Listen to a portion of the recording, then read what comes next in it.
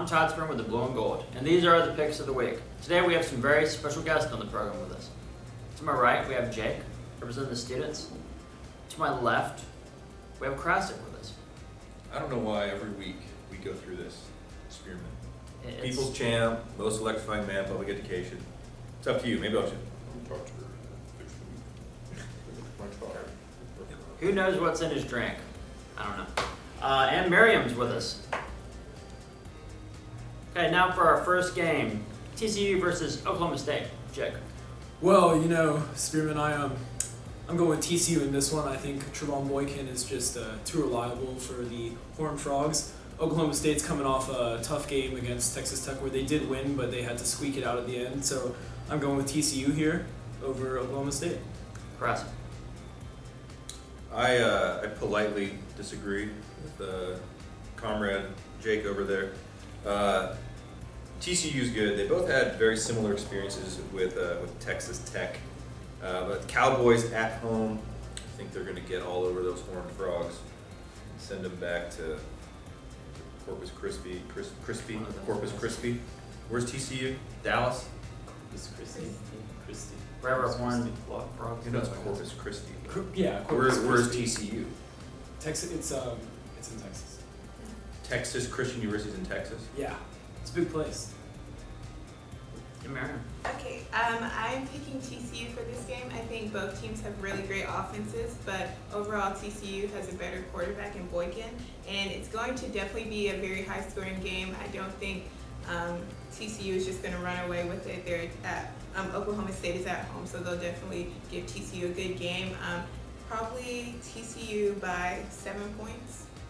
That's how I see it. And our next game, LSU versus Bama. Jake. Well, for this one, this is going to be a close game in my opinion, but I'm going to go with Bama here. I think their defense is just too good against this LSU offense. Leonard Fournette is, of course, electrifying, and I think he'll have a big game. But in the end, I don't think LSU will be able to overcome Bama's defense. I think it's going to be a barn burner, but I'm going to go with 27-24 Bama. Karassik. I politely disagree again, comrade Busch over there. Leonard Fournette is not electrifying. I'd say he's more punishing in his running style.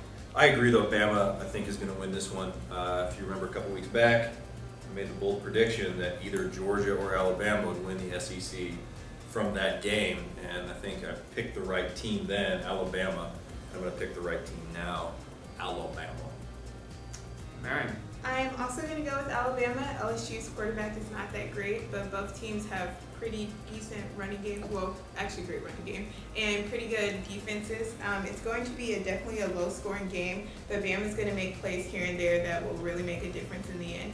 I'm thinking only 3 points, not 24-27, but more like winning one and keep. Can that happen? Sure. Okay. Anything can happen. Okay. 3-2 can happen. Yeah. We'll go with that. 3-2. And our final college game, Florida State versus Clemson. Jake. Well, before the Georgia Tech game, I would go with Florida State as Sherlock in this game, but after seeing the injuries to Everett Golson and the other offensive players for Florida State, I just can't go against Clemson here. Deshaun Watson is having an amazing season. They are number 1 right now in the college football playoff rankings for the first ranking. I think they have something to prove. I think a lot of people think that they don't deserve that, so I'm going to go with Clemson here over Florida State. Karassik. Yeah, Florida State's a 12-point dog. Not much respect. Last time I won against Clemson, Spearman, you probably remember, is about a 56-point miss on that one. Wasn't your best day. No, it wasn't. That's okay. That's okay. It wasn't the best. And I think we all know that the good Ely went to Clemson, so that's probably a good sign. Governor's brother, I guess that would make him like the Archbishop or something irrelevant Possibly. like that. Yeah. Clemson, I think by a good margin. 12 points is the spread. I'd say 2 touchdowns. And okay, so I'm picking Clemson. Of the 8 games that Clemson has played so far, they've scored over 40 in 5 of them, and I don't think that Florida State will be able to stop them. They'll be in Death Valley. Even though Dabo Swinney has a tendency, isn't that his last name? Yeah. Okay, he has a tendency to be out-coached. I think overall the talent level that Clemson has, they're just going to dominate FSU. So probably not as big of a margin. I'm saying only by 7 points, but yeah, that's still enough to win. I like Miriam on the show. She does her research. great. Yeah, research is Good good. third edition here. Now for our pro matchups. Green Bay Packers versus the Panthers. Jake. Well, I'm gonna have to go with the Panthers in this one. However much it hurts me. I think that right now their defense is just one of the best in the league. I think although Cam Newton is struggling, they're finding ways to win. They won in a tough matchup against the Colts in the trenches the other night. Literally, it was raining, it was pouring. And I think the Packers coming off that devastating defeat to the Broncos, I just don't think they're going to bounce back this week. I think the Panthers get this one over the Packers. Karassik. Trenches, more like gutters, because that's where the Indianapolis Colts season is right now. I'm so tired of Cam Newton. I'm so tired of that Superman thing. I cannot agree more. Yeah. Like, hey, guy, you know what? Just play the game, roll your truck, whatever you got to do. All right, sit with the media. Oh, hey, great, you sit with the media before the press conference. Look at you, you're a man of the people. Shut your pie hole. Do you yell for small children to get off your lawn as well? Nah, my own children, Not your own but children. not anyone who I don't know firsthand experience with. That's good. I think 77 yards last week from Aaron Rodgers is so atypical. I mean, it's ridiculous. He's going to come back, and I think they're going to get coached up this week, and they're going to beat the Panthers. It's going to be close because Panthers, they got a great team, but their offense is just so marginal. I agree that I think the Packers are going to win. The Panthers just came off a close game with the Colts, and that definitely is saying something. I think the Colts exposed a lot of the holes in the Panthers offense.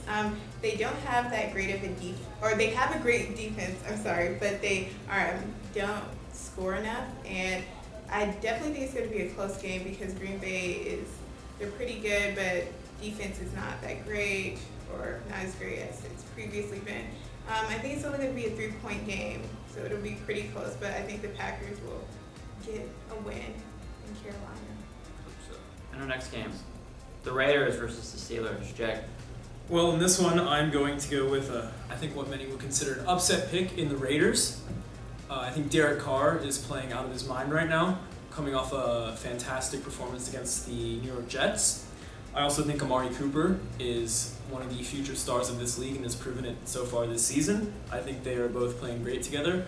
Charles Woodson on the defensive side looks as good as a rookie in the league. 47-year-old. I would think he's 60 right now, but yeah, he's playing great with leading the league in interceptions. I just don't think that the Steelers can bounce back after having been gone for so long. I just think that the Raiders are going to pull it out. Karassik. Yeah, I actually would have the same pick. I like the Raiders +4 in this game. I haven't gotten the Steelers game right this season, so why not this week? Why not the Raiders?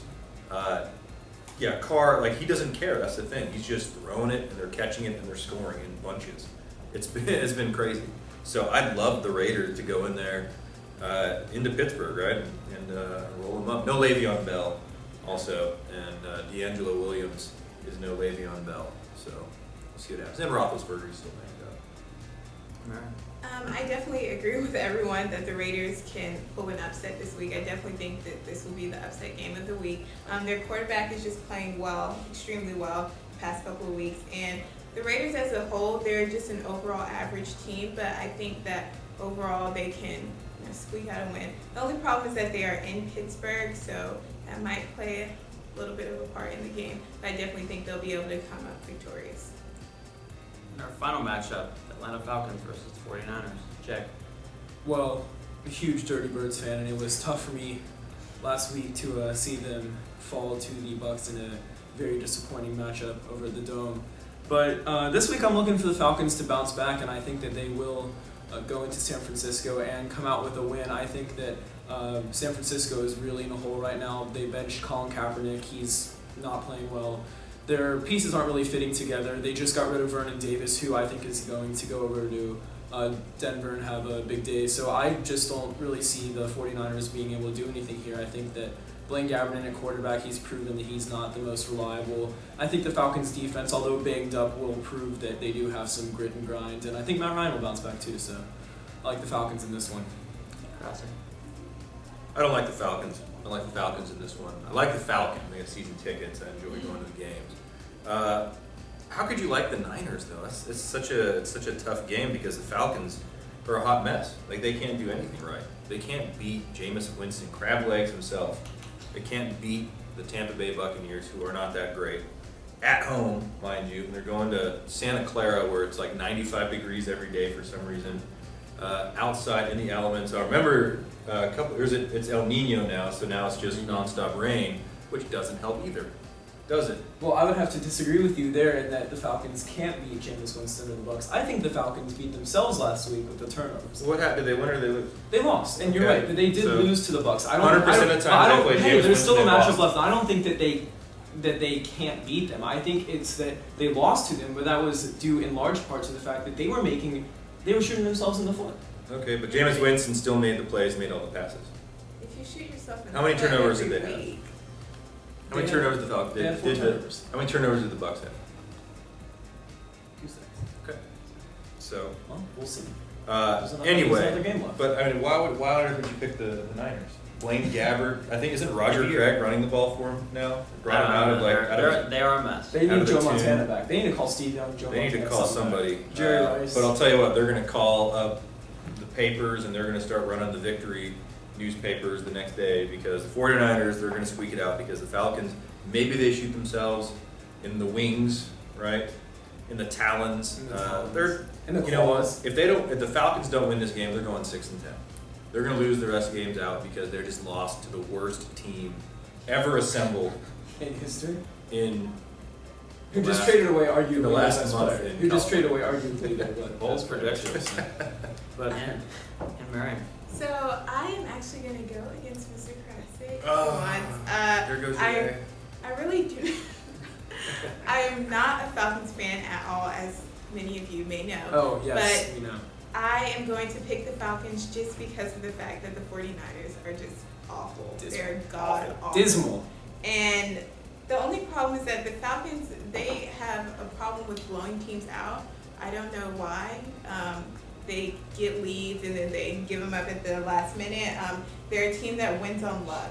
They have just been, I don't know, getting lucky. And I know the luck may run out this week. I don't know. But I'm going to go with the Falcons by 6 or 7 points. Not a good margin, though. The Because spread, 7 points. Falcons to go.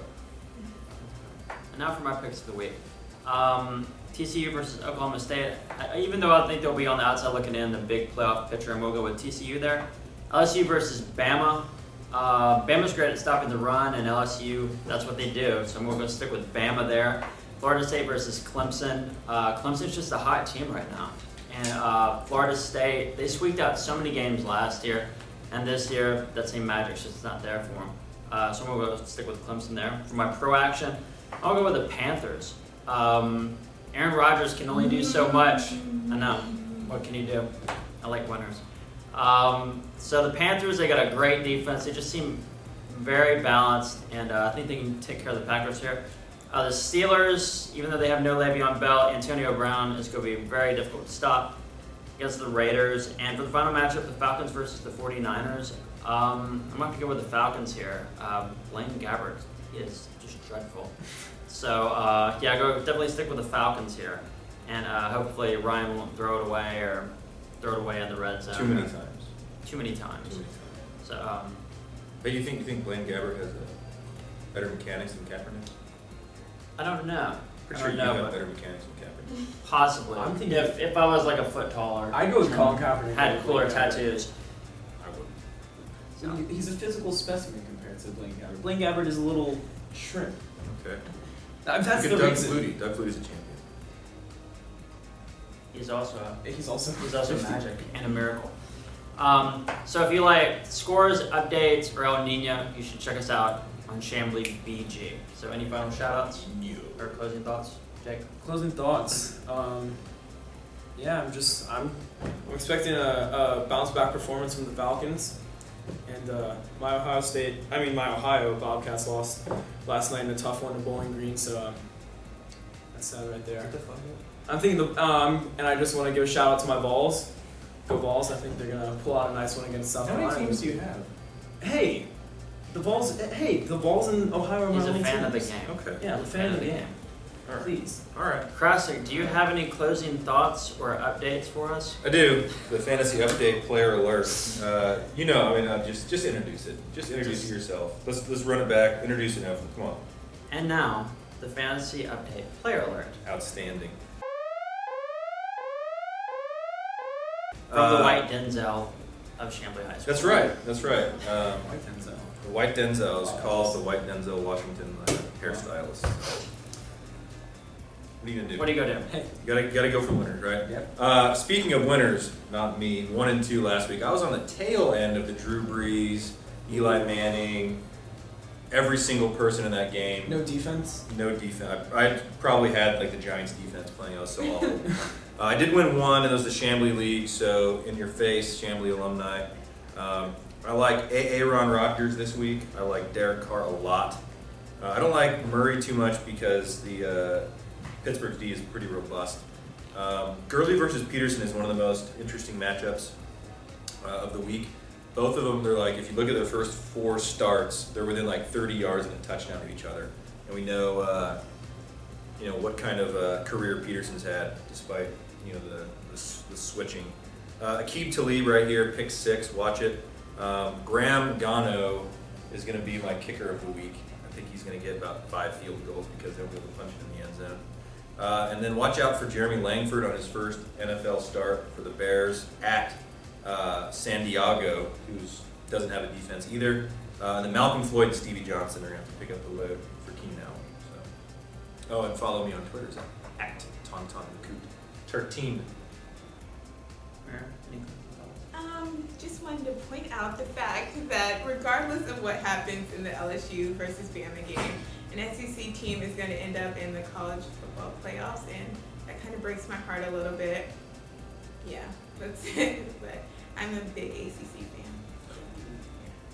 Make good choices, Chamblee. We'll see you next time. Yes.